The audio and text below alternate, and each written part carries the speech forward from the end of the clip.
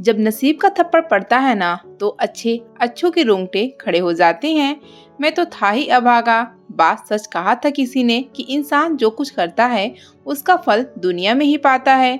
अपना किया अपने आगे किसी न किसी रूप में जरूर आता है। मैं जब दरवाजा खोलकर घर में दाखिल हुआ, अच्छा था कि बरामदे का बल्ब बुझा हुआ था। मैंने भी आराम से बगैर आवाज के दरवाजा बंद किया था और आराम आराम से कदम उठाता बरामदे में एक तरफ बने हुए बाथरूम में चला गया था। बाथरूम में जाते ही मैंने सुकून की सांस ली थी। अब मुझे कोई डर नहीं था। थोड़ी देर के बाद बाथरूम से निकलकर मैं अपने कमरे में आ गया था, जहां मेरी बीवी सुकून की नींद सो रही थी। मैंने तंज नजर से उसकी तरफ देखा था और फिर उसकी बेवकूफ़ी पर सर झटका था। रात के 3 बज रहे थे। मेरी बीवी इतनी गहरी नींद सोती थी, उसको पता ही न चलता था कि उसका पति रात रात भर घर से बाहर होता है। वैसे अच्छा था उसकी बेहोशी की नींद मेरे लिए बहुत फायदेमंद साबित हुई थी, वरना शुरू के दिनों में तो मैं काफी परेशान हो गया था कि इसके होते हुए मैं घर से बाहर कैसे जाऊंगा। मैं तो उसको बेहोशी की दवा देने का सोच रहा था, लेकिन जल्दी मुझे हकीकत पता चल गई कि उसको किसी भी दवा की जरूरत नहीं थी। वह तो मुर्दों से भी शर्त लगाकर सोती थी। सुबह भी 4 से 5 मर्तबा आवाज दे देकर जगाना पड़ता था, तब कहीं जाकर उसकी आंख खुलती थी। यह तो मुझे अपने माँ बाप का डर था कि मैं इस वक्त घर आ जाता था। अगर हम अकेले रहते होते तो मैं पूरे यकीन से कह सकता था कि मैं अगर पूरी रात बाहर गुजारने के बाद सुबह के वक्त आकर उसको जगाता तो भी उसको खबर ना होती कि मैं रात में कहाँ था। मुझे बहुत तेज नींद आ रही थी। मैं अपनी जगह पर लेटा और कुछ ही देर में नींद की गहरी वादियों में उतरता चला गया था। अगले दिन मेरी आंख थोड़ी शोर सुनकर खुली थी। आवाज हुई तो समझ आया कि ये तो रोज का था। पापा अपना गुस्सा मम्मी पर उतारते थे और मम्मी मेरी बीवी को सुनाने लग जाती, क्योंकि झगड़े का वजह सिर्फ मैं था। पापा चाहते थे कि मैं सुबह सवेरे 6 बजे दुकान खोलूं, जबकि मैं सारी रात जागने के बाद कोशिश के बावजूद भी 10 बजे से पहले मेरी आंख नहीं खुलती थी। मम्मी को डांटते कि इसे वक्त पर उठाकर काम पर भेजा करो ताकि रूटीन पकड़े, और मम्मी आगे से मेरी बीवी पर सारा इल्जाम डाल देती और इस बीच में गुस्से की वजह उसकी नींद भी होती। मम्मी उसको कहती कि कितनी बार कहा कि वक्त से सो जाया करो और वक्त पर जागा करो, खुद भी तुम दिन चढ़े तक सोई रहती हो, मेरा बेटा कैसे जागेगा। फिर यह तो तुम्हारा काम है कि पति को वक्त पर उठाकर नाश्ता बनाकर देना और फिर काम पर भेजना, लेकिन तुम्हें तो कोई फिक्र नहीं है। अब कल से मैं न देखूं कि तुम आधे दिन तक सोई पड़ी हो या इसने जल्दी जाकर दुकानें ना खोली हो, वरना मुझसे बुरा कोई नहीं होगा। अभी मम्मी कुछ और कहती, मैं जाकर मम्मी के गले लग गया और मम्मी को सुकून करके बीवी को नाश्ता लगाने को कहा। और जो मम्मी की डांट सुनते ही सहम कर खड़ी थी, फौरन से किचन में भाग गई। मैंने मम्मी से रोज की तरह वादा किया कि मैं कल से जल्दी जाऊंगा। मम्मी हर रोज की तरह बहल गई थी, मगर खुद मुझे दूर दूर तक ऐसा कुछ नजर नहीं आ रहा था जिस दिन मैं 6 बजे जाकर दुकान खोलता। खैर मम्मी को बहलाना ही था। मैं कमरे में आया और अलमारी से कपड़े लेकर नहाने चला गया। फ्रेश होकर बाहर आया तो मेरी बीवी मेरा नाश्ता टेबल पर रख चुकी थी और खुद एक तरफ हाथ बांधे और नजरें झुकाए खड़ी थी। यह मेरा ही कमाल था कि वो मुझसे जबान लड़ाना तो दूर, मेरी तरफ देखने की हिम्मत नहीं करती थी। मैंने शुरू दिन से ही उसको दबाकर रखा हुआ था और पहले ही दिन अच्छी तरह समझा दिया था कि मेरे सामने जबान चलाई या ज्यादा सर पर चढ़ने की कोशिश की तो मैं तुम्हें छोड़ने में जरा भी देर नहीं करूंगा। इसी बात का असर था कि शादी के 6 महीने गुजर जाने के बाद भी वो मुझसे बात करने में भी झिझकती थी। मैंने उसे देखते ही दिल में दाद दी थी, वरना जब मैं अपने दोस्तों को देखता था अपनी बीवी से डरे होते थे, उनको देख देख कर मुझे बहुत गुस्सा आता था।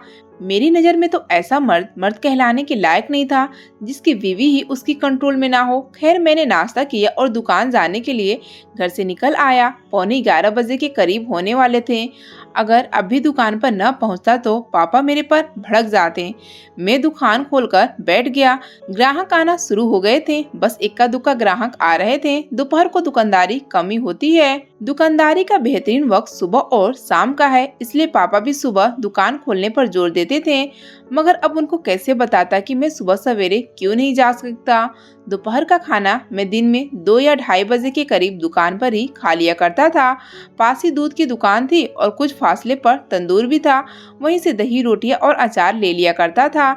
आज भी जब मैं रोटियां लेकर वापस आया तो दुकान के सामने एक लड़की खड़ी हुई थी। उसने दुपट्टे से मुंह ढका हुआ था और पाँव में फटी हुई चप्पल थी। मैंने बड़ी ध्यान से उसे देखा था, वह मुड़ मुड़ कर चारों तरफ देख रही थी। मैंने खाना एक तरफ रखा और उससे पूछा कि उसे क्या चाहिए, तो उसकी धीमी सी आवाज सुनाई दी। वो 5 किलो आटा लेने आई थी। मैंने एक बार फिर उसको सिर से पैर तक देखा और फिर उसको आटा तौलकर दे दिया। उसने अपने हाथ में मौजूद 150 के मुड़े नोट काउंटर पर रखे और फिर आटा उठाकर भाग गई। मैंने फौरन से नोट खुलकर देखे कि कहीं मुझे बेवकूफ न बना गई हो। नोटों की हालत खराब थे, मगर थे असली। मैंने नोट उठाकर गल्ले में डाले और फिर खाना खाने बैठ गया। मैंने रात को 8 बजे के करीब दुकान बंद कर दी। ग्राहक नहीं आ रहे थे और दूसरा मुझे नींद आई हुई थी, इसलिए मैंने सोचा कि घर जाकर खाना खाकर जल्दी सो जाऊंगा और फिर बाहर जाने के वक्त तक मेरी नींद पूरी हो जाएगी। अपनी सोच पर अमल करते हुए मैं कुछ ही देर में घर पहुंच चुका था। मैंने खाना खाया और आकर सोने के लिए लेट गया, जबकि बाकी सब लोग बाहर ही बैठे थे। उन सबको 10 बजे करीब ही सोना होता था और जैसा मैंने सोचा था ऐसा ही हुआ। मेरी आंख मेरे मोबाइल पर होने वाली वाइब्रेशन से खुली थी। घड़ी पर वक्त देखा तो 12:15 बज रहे थे। फोन पर बार बार मेरे दोस्त की कॉल आ रहे थे। मैंने गर्दन घुमाकर देखा तो एक तरफ मेरी बीवी सो रही थी। मैं कमरे से बाहर निकल आया। अब मैं अपनी मम्मी और पापा को देखकर तसल्ली करना चाहता था, क्या वो भी सो गए हैं या नहीं।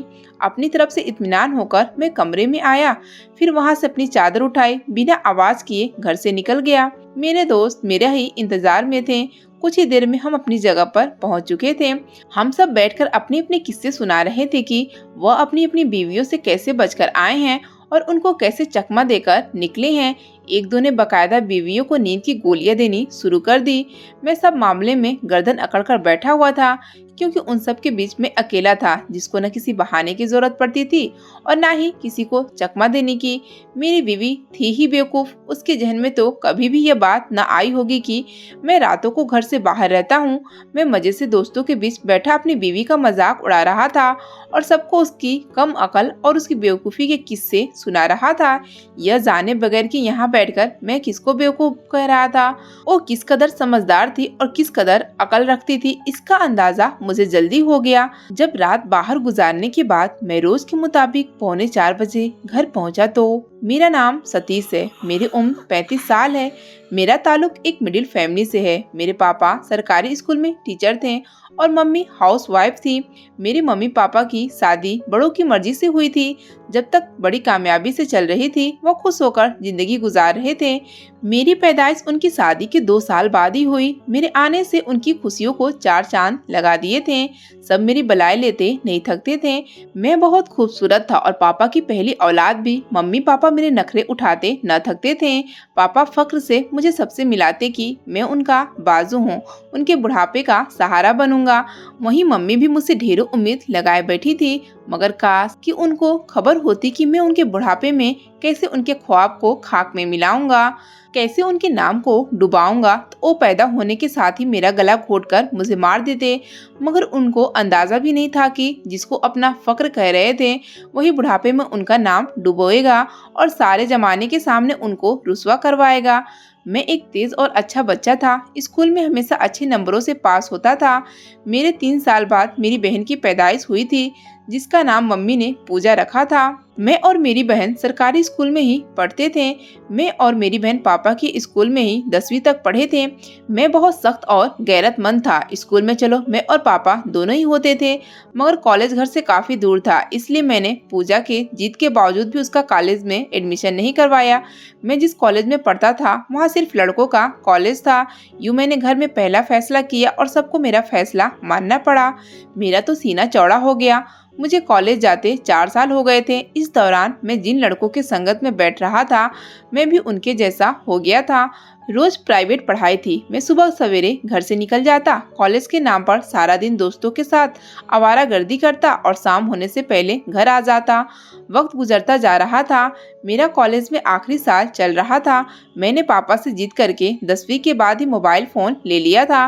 मेरी पूरी पूरी रात मोबाइल फोन पर लड़कियों से गप्पे लड़ाने में ही गुजरती थी। यही मेरे दोस्तों का और मेरा आदत बन चुका था। मोहल्ले से निकलते ही हम गैरत का चोला निकाल फेंकते थे और हर आने जाने वाली लड़की पर लाइन मारते। कुछ तो बेचारी डरकर रास्ता ही बदल लेती थी और कुछ हमारी तरह ही होती थी जो दोस्ती करने में फक्र महसूस करती थी। हम लड़कों को भी जैसे और कोई काम ही नहीं था, बस लड़कियां सेट करने और दूसरों के आगे डिंग मारने की। मेरी इतनी लड़कियों से दोस्ती है, इतनी मेरे साथ सेट हैं। कुछ बेचारी मासूम होती, उनको हम आए रोज किसी न किसी तरह से ब्लैकमेल करते रहते थे, मगर हम नहीं जानते थे कि हम किस दलदल में घुसते चले जा रहे हैं जिससे बाहर निकलने का कोई चारा नहीं। एक दिन इसी आदत में रात में मोबाइल पर बिजी था जब मुझे मेरे दोस्त की कॉल आई। इतनी रात को उसकी कॉल देखकर मुझे परेशानी हुई थी कि आज से पहले तो कभी ऐसा नहीं हुआ था कि यूं आधी रात को उसने कॉल की हो। मैंने परेशानी से उठकर फोन को कान से लगाया। मेरे दोस्त ने मुझे कहा कि जल्दी से घर के बाहर आओ, कहीं जाना है। मैं एकदम घबरा गया था। दिन में मैं जैसा भी था, पर रात में मैं बाहर न गया था। मैंने मना करने की कोशिश की तो दूसरी तरफ से मुझे हंसने की आवाज सुनाई दी। मेरे दोस्त मुझे मम्मी डैडी का बच्चा कह रहे थे। अब बात मेरी इज्जत की आ गई थी। अगर मैं न जाता तो सब यूं ही सारी जिंदगी मेरा मजाक उड़ाते रहते। तभी मैंने बाहर जाने का फैसला किया, जो कि ठीक तो था, मगर मैं इस बात से बेखबर था कि दोस्तों के साथ जाकर मैंने जो नाक ऊंची करनी थी, एक वक्त में वही नाक मुझसे जमीन पर रगड़ाई जानी थी, मगर मैं इस बात से बेखबर था। सो जल्दी से तैयार हुआ और एक नज़र पूरे घर पर डाली, फिर दबे पांव से घर से बाहर जाने लगा। मेरे कदम लड़खड़ा रहे थे, माथे पर खौफ का पसीना चमकने लगा था। अगर उस वक्त मुझे मम्मी पापा ने बाहर जाते देख लिया तो मेरा अंजाम अच्छा नहीं होगा, मगर फिर खुद को मजबूत बनाते दरवाजा खोलते मैं घर की दहलीज पार कर गया था, जहाँ कुछ दूरी मेरे दोस्त खड़े थे। मैं सीधा उनके पास गया था, मगर उनके पास पहुंचने से पहले अपने माथे से पसीना साफ करना नहीं भूला था। मैंने अपने दोस्तों से पूछा कि इस वक्त आधी रात को उनको किस पागल कुत्ते ने काट लिया है जो यूं गर्म बिस्तर छोड़कर इस सर्दी में खड़े हैं। तो मेरे दोस्त कहकहा लगाकर हंस दिए, फिर बोले, फिक्र ना करो, जहाँ हम जा रहे हैं वहाँ का माहौल भी गर्म है, तुम्हें गर्म बिस्तर छोड़ने का अफसोस नहीं रहेगा। खैर हम सब गाड़ी में बैठे और उस जगह पर चल पड़े। तकरीबन आधे घंटे के सफर के बाद गाड़ी एक फार्म हाउस के सामने रुकी और मैं गाड़ी से उतरकर दोस्तों के साथ अंदर जाने लगा। मेरा ज़मीर बार बार मुझे चीख चीख कर अंदर जाने से रोक रहा था, मगर मैंने अपने ज़मीर की आवाज़ को किनारे कर दिया और अंदर दाखिल हो गया। जैसे ही मैं अंदर पहुंचा, मेरी आंखें हैरत से फटने वाली हो गई थी। मुझे अपनी आंखों पर यकीन नहीं आ रहा था। वहाँ बाकायदा लड़कियों की महफिल सजी हुई थी। 3 लड़कियां छोटे छोटे कपड़े पहने गाने की आवाज पर ठुमका लगा रही थी। यहाँ भी मेरे ज़मीर ने एतराज किया, लेकिन मैंने न सुनी और एक तरफ जाकर बैठ गया। वहीं बैठे बैठे मैंने सिगरेट सुलगा ली और पीने लगा। सिगरेट मैंने इंटर में ही शुरू कर दी थी। मेरे दोस्त सिगरेट फूंकते और महफिल देखने में मगन थे, मगर वह साथ ही साथ छिड़खानी भी कर रहे थे। यह मेरा महफिलों में पहला तजुर्बा था। मैं ज्यादा देर वहां बैठ न सका। मुझे घर की फिक्र खाए जा रही थी और अजीब सी बेचैनी थी। इस बेचैनी को दूर करने के लिए मैं 1 घंटे के बाद अपने घर में मौजूद था। घर में दाखिल होते ही एक सर्द हवा का झोंका जो ही जिस्म से टकराया, मुझे एकदम से सुकून आ गया। मैंने खुद से तय कर लिया कि अब दोबारा वहां नहीं जाऊंगा, मगर अगले दिन फिर से अपने फैसले से मुकर चुका था। वक्त के साथ साथ मुझे लत लग चुका था। अब मैं बगैर किसी के बुलाए वहां चला जाया करता था। वहां कुछ हसीनाएं तो अपनी मर्जी से आती थी, जबकि कुछ मजबूर, अनाथ, लाचार और बेबस होती थी। मैं और मेरा दोस्त उनकी बेबसी और लाचारी का खूब फायदा उठाते थे। बात सिगरेट तक नहीं थी, बल्कि हम लोग अब बाकायदा पाउडर इस्तेमाल करने लगे थे। नशे की बुरी लत ने हमारी हालत कुछ ही दिनों में खराब कर दी थी। मेरी पढ़ाई में पूरे हुए भी 2 साल का समय गुजर चुका था, मगर अभी तक मुझे कोई नौकरी नहीं मिली थी। इसकी एक वजह शायद यह भी थी कि मैं कोई नौकरी करना ही नहीं चाहता था। कुछ अरसे बाद मैंने किराना स्टोर खोल लिया था, क्योंकि घर में पापा नौकरी के लिए बोलते रहते थे, तो उनसे बचाव के लिए मैं दुकान खोलकर बैठ गया कि चलो नाम का ही सही, बिजनेस तो था। उन्हीं दिनों घर में बहन के रिश्ते आने लगे। जब मम्मी ने बहन के मामले में मेरी राय लेनी चाही तो मुझे खुद पर बहुत फक्र हुआ। यूं एक जगह मेरी बहन की बात पक्की कर दी गई। इसके साथ ही न जाने पापा को क्या सूझी कि उन्होंने मेरा रिश्ता भी एक जगह तय कर दिया।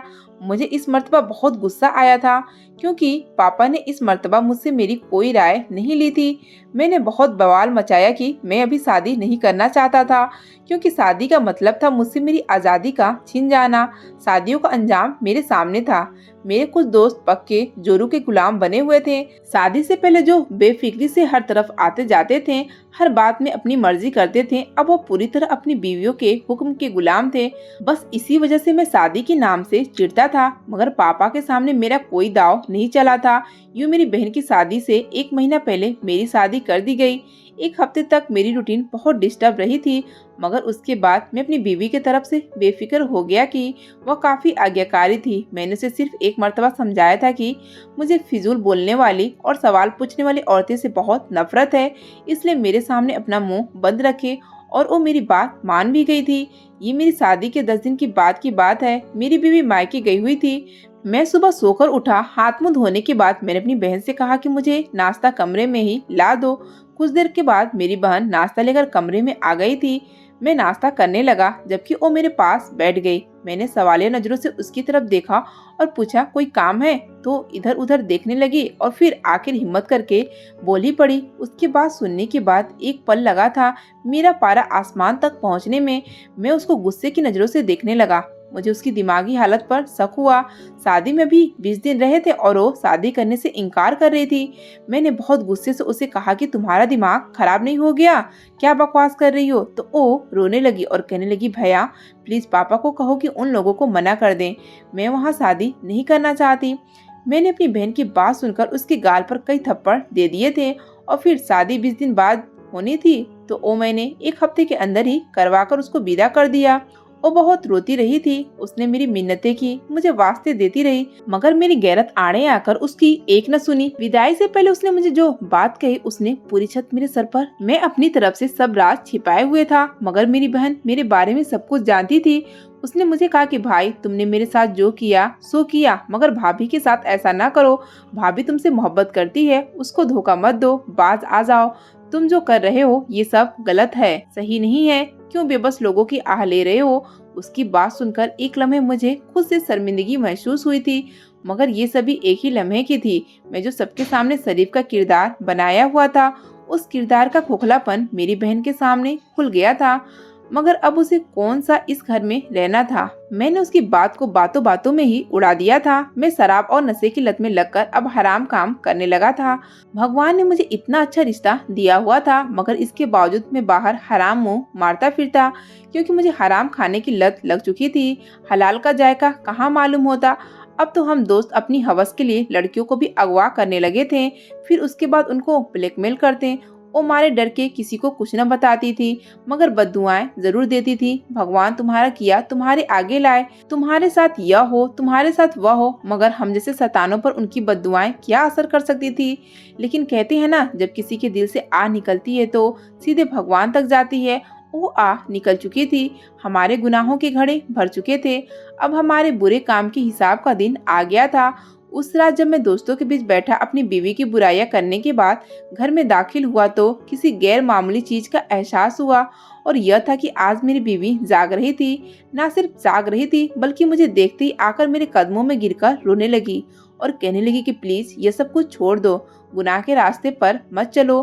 तुम मुझसे खुश नहीं हो तो दूसरी शादी कर लो, मगर यूँ गुनाह मत करो। किसी को पता चल गया तो कोई क्या कहेगा। उसने आज पहली मर्तबा मेरे सामने जबान खोली थी। उसकी बातों से पता चला था कि वो पहले से सब कुछ जानती है। एकदम से मेरा दिमाग घूम गया। मैंने फौरन से दरवाजा लॉक किया और उसे मारना शुरू कर दिया। वो मेरी मिन्नतें करती रही, मगर मुझे उस पर तरस न आया। मैं तब तक उसे मारते रहा जब तक मेरा गुस्सा नहीं उतरा, यह जाने बगैर कि उसका वजूद मेरे गुस्से का निशाना बने इस दुनिया से जा चुका है। मैं उसको वहीं छोड़ सो गया। जब सुबह आंख खुली तो देखा कि वो अब तक रात वाली जगह पर पड़ी हुई थी। मैंने गुस्से से उसे उठाकर खड़ा किया, मगर वो अगले ही लम्हे जमीन पर गिर गई। मैंने फौरन से उसकी नब्ज चेक की। उसका ठंडा पड़ा हुआ शरीर मुझे उसकी मौत की खबर दे चुका था। मैंने कमरे का दरवाजा खोलकर बाहर झाँका। पापा स्कूल को चले गए थे, मम्मी भी शायद पड़ोस में गई थी। मैंने मौके का फायदा उठाया और घर के एक तरफ कब्र खोदकर अपनी बीवी को दफना दिया और फिर आकर इत्मीनान से नाश्ता करने लगा। कुछ ही देर बाद मम्मी घर आ गई। उसने बहू का पूछा तो मैंने मक्कारी से कह दिया कि उसकी माँ की सेहत खराब थी, इसलिए अपने घर गई है। मम्मी को उसके अकेले जाने पर हैरानी हुई थी। तभी मैंने कहा कि मैंने खुद रिक्शे में बिठाया है, वो चली गई होगी। मैं नाश्ता करके दुकान पर आ गया। मैं पहले जितना ही सुकून था, क्योंकि मेरा जमीर मुर्दा हो चुका था। इतनी कि मैं शराबी कातिल होने के बावजूद आराम सुकून से घूम रहा था। मुझे किसी किस्म का कोई गिल्ट, कोई शर्मिंदगी नहीं थी। और तो और जब 2 दिन बाद भी मेरी बीवी घर न आई तो मैंने मम्मी पापा के सामने इजहार किया और उसके घर कॉल करके उसके बारे में पूछा। उनका जवाब मेरी सोच के मुताबिक आया था कि वो तो आई नहीं। बस फिर क्या था, मैंने कहानी पहले से ही तैयार कर रखी थी। मैंने अपनी तरफ से उसकी सारी तरफ तलाश शुरू कर दी, लेकिन वो जिंदा होती तो मिलती ना। मैंने सबके सामने ये शो किया कि वो किसी के साथ भाग गई और दोबारा इस घर में उसका नाम न लिया जाए। यूं कुछ दिनों में मामला ठप हो गया और मैं रोजाना के मामूल पर आ गया। उस दिन भी गरीब लड़की आटा लेने आई। मैं उसका जायजा लेता रहा। वह हर तीसरे या चौथे रोज आटा लेने आती थी। यूं ही एक दिन जाने मुझे क्या सूझी कि जब वो दुकान पर आई तो मैंने उसके कान में कहा कि अगर 50 किलो मुफ्त आटा चाहिए तो मेरे साथ एक रात गुजारो। रात को 12 बजे दुकान पर आ जाना। मैंने अपनी तरफ से सोचा था कि शरीफ लड़की है, मना कर देगी, उससे जान छूट जाएगी। आटे के साथ वो छोटी मोटी चीजें उधार लेकर जाती रहती थी, जिसका बिल 2500 से ऊपर हो गया था। मैं उससे पीछा छुड़ाना चाहता था, मगर उसकी बात सुनकर मुझे बहुत हैरत हुई। वो रात में आने के लिए राजी हो गई थी। मैंने आधी रात को दुकान पर आने को कहा। उसके जाने के बाद अपने दोस्तों को नए शिकार के बारे में बता दिया। वो भी रात को दुकान पर आ गए थे। रात को ठीक 12 बजे वो लड़की दुकान पर आई। मैंने उसके अंदर आते ही दुकान का शटर बंद कर दिया था। वो लड़की 4 लड़कों को देखकर जरा से भी न घबराई थी और अजीब सी नजरों से हम चारों को देख रही थी। मगर जैसे अपने चेहरे से नकाब उतारा, मेरे ऊपर क़यामत टूट पड़ी। मेरे दोस्त हवस भरी नजरों से सामने खड़ी लड़की को देख रहे थे, जबकि मैं तो मारे शर्मिंदगी की नजर उठाने के काबिल भी न रहा था। इतनी ही देर में दुकान का शटर खुला और आने वाली हस्तियों को देखकर हमारे पसीने छूट गए। सामने ही मेरे मम्मी पापा के साथ मेरे दोस्तों के माँ बाप और बीबियाँ भी थीं। सामने खड़ी लड़की को देखकर मेरे जहन में उन लड़कियों की बद्दुआएं गुजरने लगी कि एक दिन आएगा, जो कुछ तुम कर रहे हो सब तुम्हारे आगे आएगा। और आज वो दिन आ गया था। वह गरीब लड़की कोई और नहीं बल्कि मेरी अपनी सगी बहन थी। हम अपने माँ बाप के सामने नजर उठाने के काबिल न रहे थे। मेरी बहन ने कहा कि मैंने तुम्हें कितना समझाया था, लेकिन तुमने मेरी बात नहीं मानी। तुम भाभी के साथ गलत करते रहे। उधर मेरा पति भी तुम्हारा ही परछाई निकला। वो भी बाहर मुंह मारने का आदी था। अगर कभी मैं घर में बताने को कहती तो वो मुझे भी धमकी देता, जो तुम भाभी को देते थे कि अगर उसने किसी को कुछ कहा तो तुम उसे तलाक दे दोगे। और वो भी मुझे रोज मार पीट कर तुम्हारी दुकान पर भेजता कि सौदा लेकर आओ, क्योंकि वह खुद कोई काम नहीं करता था। इसलिए तुम्हें मना करती थी कि ना लो किसी की बद्दुआ। मगर आज देख लिया ना इसका अंजाम। इतने में पुलिस आई और मुझ समेत मेरे दोस्तों को कैद करके ले गई। मेरे दोस्तों को 5-5 साल की कैद हुई, जबकि घर से बीवी की लाश मिल जाने के बाद मेरा कत्ल का जुर्म साबित हो चुका था। मुझे उम्र कैद की सजा सुनाई गई।